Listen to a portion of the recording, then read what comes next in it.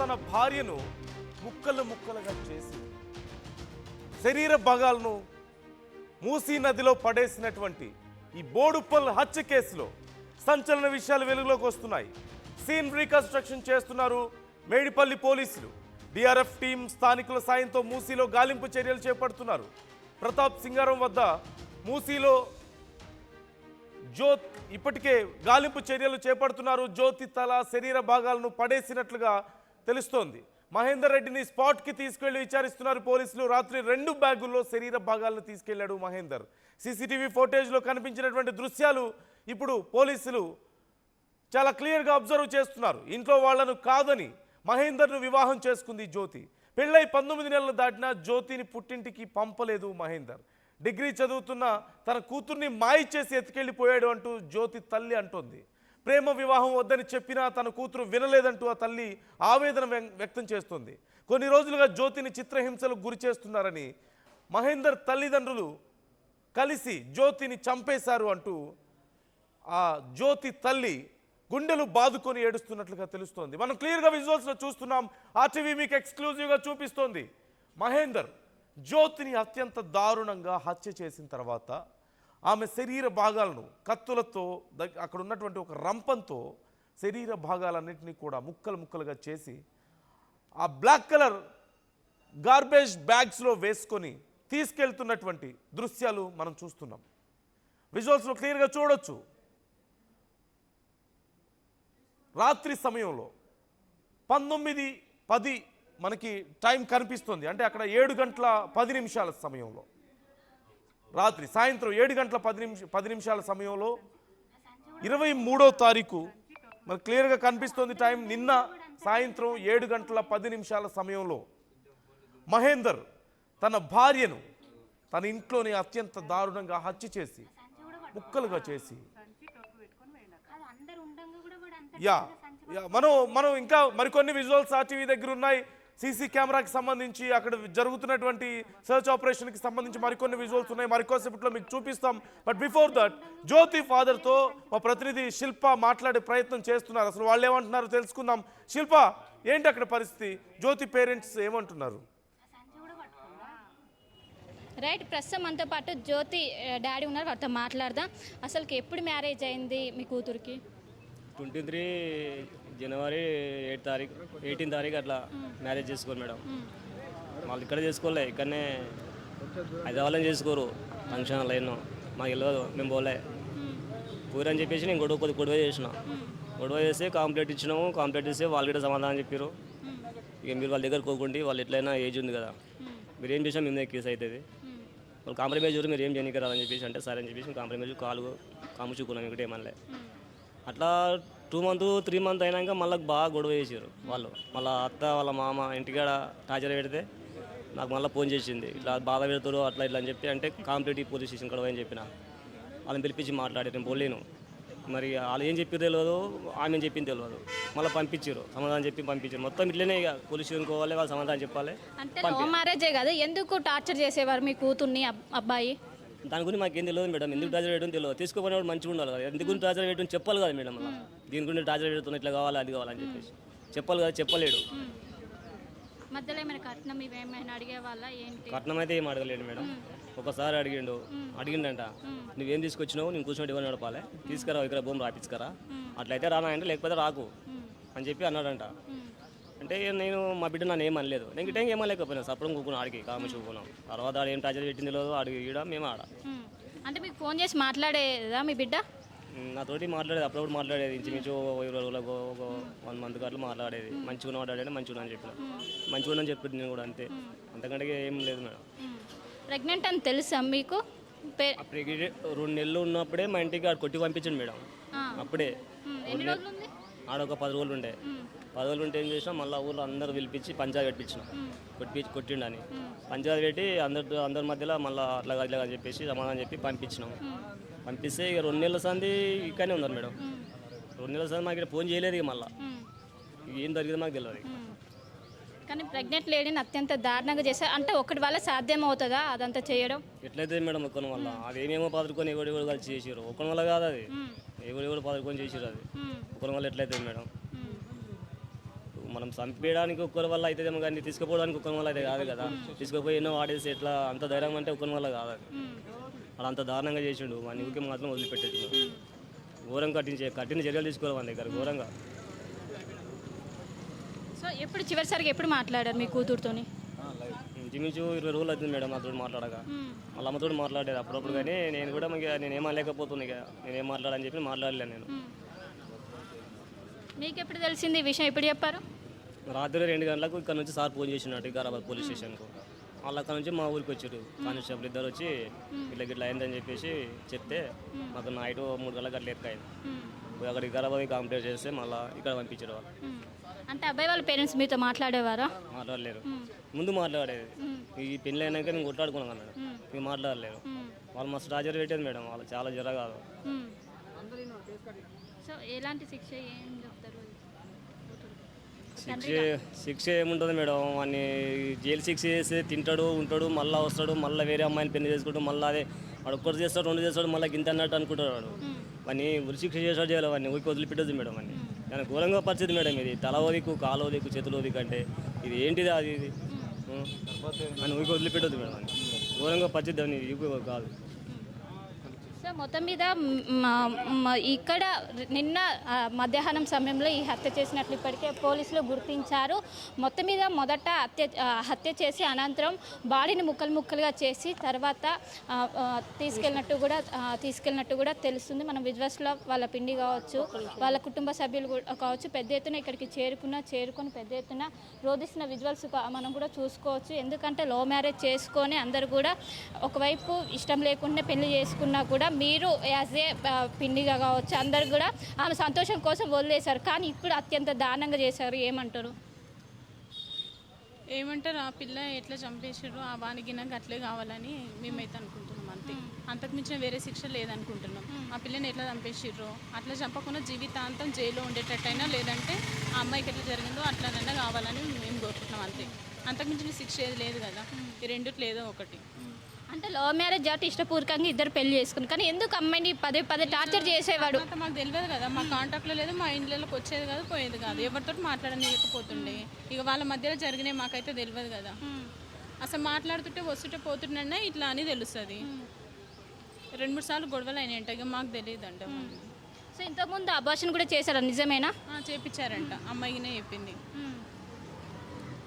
ఇక సడన్గా ఇట్లా అయింది. వాళ్ళ మధ్యలో ఏం గొడవలు వచ్చినాయో మాకైతే తెలియదు. ఇక సో ఇంటికి ఫోన్ చేసి ఎప్పుడైనా డబ్బులు అడిగేదా మీకు? ఎప్పుడు లేదు. ఇక వాళ్ళ అమ్మ నాన్నకి ఏం అడిగిందో మాకు తెలియదు. వాళ్ళు ఎక్కడో ఉంటారు, మేము ఎక్కడో ఉంటాము, ఇక తెలియదు మిగతా. సో మీరు ఇక్కడే ఉంటారు కాబట్టి మీరు పిండి కదా, ఎప్పుడైనా ఫోన్ చేసి మా ఇంటికి రావడం అది ఏం లేదు. ఒక 2-3 డేస్ బ్యాక్ మాత్రం రాఖీలు కట్టడానికి ఒకసారి వచ్చింది అంతే. అంతకు మించి కాంటాక్ట్ కానీ లేదు, మాట్లాడనీయకపోయేదంట. అంటే ఈమె మాట్లాడకపోయేదా? అబ్బాయి ఎవరితోటి వాళ్ళ అమ్మ నాన్నలతోటి గినాక మొత్తం కాల్స్ అన్ని బంద్. 1.5 year అవుతుందా మ్యారేజ్? 1.5 year. లవ్ మ్యారేజ్ తెలియకుండానే ఇంటికలు చేసుకుని. సో వాళ్ళ పేరెంట్స్ ఒప్పుకొని పెళ్లి చేశారా? లేదు, మా అక్క వాళ్ళు ఎవరికి ఇష్టం లేదు. అబ్బాయి వాళ్ళ పేరెంట్స్ వాళ్ళు మళ్ళీ చేశారంట, మాకు తెలియదు. ఇక సో చూసుకోవచ్చు, ప్రతి ఒక్కరు కూడా ఆందోళన వ్యక్తం చేస్తున్నారు. మ్యారేజ్ అయ్యాక ఇక్కడికి ఏదైతే బాలాజీ హిల్స్కి వచ్చి నివసించే వాళ్ళు, కానీ తర్వాత పదే టార్చర్ చేశారు.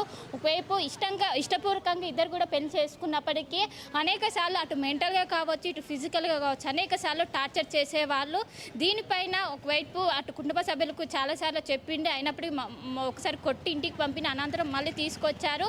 5 నెలల ప్రెగ్నెంట్ అని ఇటు కుటుంబ సభ్యులు అందరికీ తెలుసు. కానీ అత్యంత దారుణంగా ఏమైనా కోపాలున్నా కూడా ఏదైనా అత్యంత దారుణంగా చంపడం ఏంటంటూ కూడా ఒకవైపు కుటుంబ సభ్యులు పెద్ద ఎత్తున రోధిస్తున్నారు. ఖచ్చితంగా ఉరిశిక్ష వెయ్యాలంటూ కూడా ఇక్కడ ఉన్నటువంటి కుటుంబ సభ్యులు అయితే ప్రస్తుతం డిమాండ్ చేసిన పరిస్థితి కనిపిస్తుంది.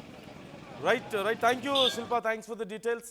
మొత్తం మీద మనం చూస్తున్నాం ఆ యువతి జ్యోతి పేరెంట్స్ కానీ తన కుటుంబ సభ్యులు కానీ మాట్లాడుతున్నటువంటి మాటలు మనం చూస్తున్నాం. తనని ఖచ్చితంగా వాళ్ళ అత్త మామకు తెలిసే ఇంత దారుణంగా హత్య చేసి ఉండొచ్చు అని అనుమానం వ్యక్తం చేస్తున్నారు. అలాగే చాలా సందర్భాల్లో జ్యోతిని వేధించేవారని వాళ్ళ అత్త మామ. దాంట్లో భాగంగానే ఇప్పుడు ఒకసారి కట్నం గురించి కూడా అడిగారని, కట్నం ఏం తీసుకొచ్చావు తీసుకురాపో అని చెప్పేసి పంపించేశాడంటూ కూడా తెలుస్తుంది. ప్రేమించి పెళ్లి చేసుకున్నారు, కనీసం తమని కూడా పెళ్లికి పిలవలేదు, ఒప్పుకోలేదన్న కారణంతో బయటికి వెళ్ళిపోయి పెళ్లి చేసుకున్నారు. సరే సంతోషంగా ఉంటారు కదా అనుకుంటే తమ కూతుర్ని ఇంత దారుణంగా హత్య చేశారు. జ్యోతిని అలాగైతే హత్య చేశారో అలాంటి కఠినమైన శిక్షే మహేందర్కు వెయ్యాలి అంటూ వాళ్ళు కోరుతున్నారు. ఒకసారి మనం విజువల్స్ చూద్దాం. సీసీ కెమెరాలో ఉన్నటువంటి రికార్డ్ అయినటువంటి విజువల్స్ మనం చూస్తున్నాం. ఓ పక్క నిన్న రాత్రి 7 గంటల సమయంలో 7 గంటల 10 నిమిషాలకు మన సీసీ కెమెరాలో టైం రికార్డ్ అయింది 23/8/2025. ఒక బ్యాగ్ పెట్టుకొని, ఒక బ్యాగ్ షోల్డర్ బ్యాగ్ వేసుకొని, బ్యాక్ ప్యాక్, దాంతోపాటు చేతిలో ఒక కవర్తో మహేంద్ర వెళ్ళడాన్ని మనం గమనించవచ్చు. అంటే జ్యోతికి సంబంధించినటువంటి కాళ్ళు, చేతులు, తల ఇవన్నీ కూడా ఆ బ్యాగ్లోను ఆ కవర్స్లోను వేసుకొని వెళ్తున్నాడు. అండ్ అక్కడే ఉన్నటువంటి మహిళ మనతో ఆర్టీవీతో కూడా ఆ మహిళ మాట్లాడింది. ఏదో బ్యాగ్ తీసుకొని వెళ్ళడం నేను గమనించాను అని చెప్పేసి ఆ మహిళ కూడా చెప్పింది. అలాగే పక్కన ఉన్నటువంటి విజువల్లో చూస్తున్నాం మహేందర్ ఎవరైతే గర్భవతి అయినటువంటి తన భార్యను అత్యంత దారుణంగా ముక్కలుగా నరికి చంపాడో ఆ మహేందర్ మనం స్క్రీన్లో చూస్తున్నాం. మహేందర్ని ఎప్పుడు చాలా సైలెంట్గా ఉండేవాడని, చాలా అమాయకంగా ఉండేవాడు, ఎవరితో మాట్లాడేవాడు కాదు, కనీసం ఉన్నాడో లేదో కూడా తెలియనట్లుగా ఉండేవాడు అంటూ పక్కనున్న వాళ్ళు చెప్తున్నారు. కానీ అంత క్రూరంగా ఎలా వ్యవహరించగలిగాడు తన భార్య పట్ల? ప్రేమించి పెళ్లి చేసుకున్న తన భార్య కదా, అందులో నువ్వు ప్రెగ్నెంట్ అంటూ తెలుస్తుంది. అప్పటికే ఒకసారి అబార్షన్ కూడా జరిగింది అంటున్నారు. అలాంటి తన భార్యను ఎలా చేయగలిగాడు ఇలా? సీన్ రీకన్స్ట్రక్షన్ కోసం పోలీసులు మహేందర్ని తీసుకువెళ్తున్నటువంటి దృశ్యాలు మనం చూస్తున్నాం. మరోవైపు ఇప్పటికే మూసీ నదిలో పడవేశాడు అంటూ తెలిసిన నేపథ్యంలో మూసీ నది దగ్గర అక్కడ గజ ఈతగాళ్లతోనూ అక్కడ ఉన్నటువంటి ఎన్డీఆర్ఎఫ్ బృందాలతోనూ వాళ్ళ సహాయంతో మూసీ నది దగ్గర వెతుకుతున్నటువంటి విజువల్స్ మనకు కనిపిస్తున్నాయి. మనం స్క్రీన్లో చూస్తున్నాం. ఆర్టీవీలో మీరు ఎక్స్క్లూజివ్గా చూస్తున్నారు. మూసీ నది వద్ద యువతి భాగాలను, శరీర భాగాలను ఎక్కడైతే ఆ భర్త మహేందర్ పడేశాడో కవర్స్లో చుట్టి,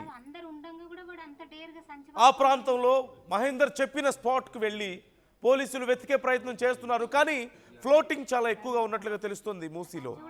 ఈ నేపథ్యంలో అక్కడి నుంచి ఆ శరీర భాగాలన్నీ ఎటైనా కొట్టుకుపోయి ఉండొచ్చు అంటూ అధికారులు అంచనా వేస్తున్నారు, వెతికే ప్రయత్నం చేస్తున్నారు. కానీ అక్కడేమీ దొరకనట్లుగా తెలుస్తుంది. అక్కడేం దొరకలేదంటున్నారు. అండ్ లెఫ్ట్ సైడ్ స్క్రీన్ మీద మీరు చూడొచ్చు మహేందర్ తన భార్యకు సంబంధించినటువంటి ఫొటోస్. మేము చూపిస్తున్నటువంటి ఈ ఫోటోలు, వీడియోలు, మేము చెప్తున్నటువంటి వార్త వినడానికి కొంచెం కష్టంగా ఉండొచ్చు, సున్నిత మనస్కులు గాయపడవచ్చు, చిన్నపిల్లలు కొంచెం వినడానికి కష్టంగా అనిపించవచ్చు. ఇలాంటివి చిన్నపిల్లల మీద ప్రభావం చూపించవచ్చు.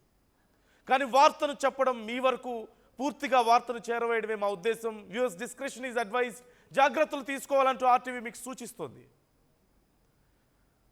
సో ఇప్పటికీ విచారణ కొనసాగుతోంది. ఈ కేసుకు సంబంధించి మహేందర్ను తీసుకువెళ్ళి సీన్ రీకన్స్ట్రక్షన్ చేసే ప్రయత్నం చేస్తున్నారు. అంటే ఇంటికి తీసుకువెళ్ళి మహేందర్ను ఇంట్లో తన భార్యను ఎలా తాను అత్యంత దారుణంగా హత్య చేశాడు, ఏమేం వస్తువులు ఉపయోగించాడు తన శరీరాన్ని ముక్కలుగా చేయడానికి, ఎలా కవర్స్లో వేసుకొని ఎలా వెళ్ళిపోయాడు, అలా ప్రతిదీ పిన్ టు పిన్ పోలీసులు సీన్ రీకన్స్ట్రక్షన్ అంటే ఎలా జరిగింది ఏంటనేది పిన్ టు పిన్ అక్కడ అబ్జర్వ్ చేయబోతున్నారు, తెలుసుకోబోతున్నారు.